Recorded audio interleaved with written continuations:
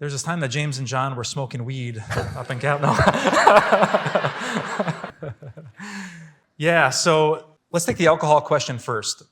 The Bible, in many passages, and this is sometimes debated among Christians, the Bible says that drinking alcohol is okay, but that drunkenness is not. There's a passage, let me find it real quick, in the book of Ephesians that says, do not get drunk on wine. Find it real fast so I can quote it. Do not get drunk on wine, which leads to debauchery. There it is, Ephesians 5, verse 18. Instead, be filled with the Spirit. So God's concern is that when we drink too much, it leads to other things that are not so good. Sometimes we say things, sometimes we do things.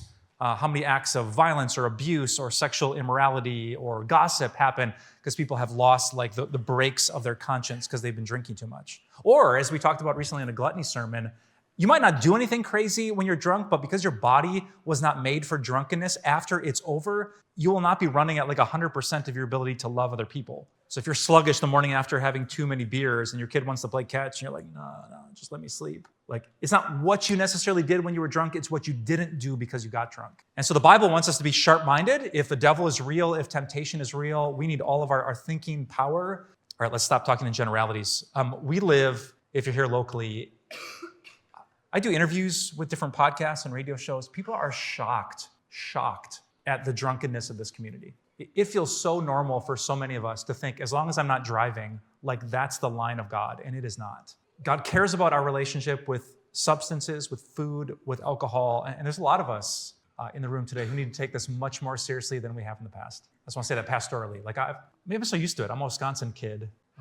Lutherans come from a background where Martin Luther loved to drink beer and talk theology. So, I mean, there's some like Baptist and Pentecostal cultures where there's much more warnings about this, but I think in Lutheranism in Wisconsin, like there is a blind spot for sure to what the Bible says. Some people pounce on like, well, this person's gay, that's bad. Yeah, and the same passages that talk about that talk about drunkenness, and we're throwing back beers while we talk about such things. All of us need to be careful. Some of us in the room really need to change today. And let this be God speaking to you directly. Don't get drunk, he says. On the cannabis side of things, I've never had weed before. I've asked people, like, what do you think? Do you think like Christians can use weed? And sometimes they'll go back and forth. And then I say, would it bother you if you knew your pastor smoked weed? And then they always be quiet really quickly.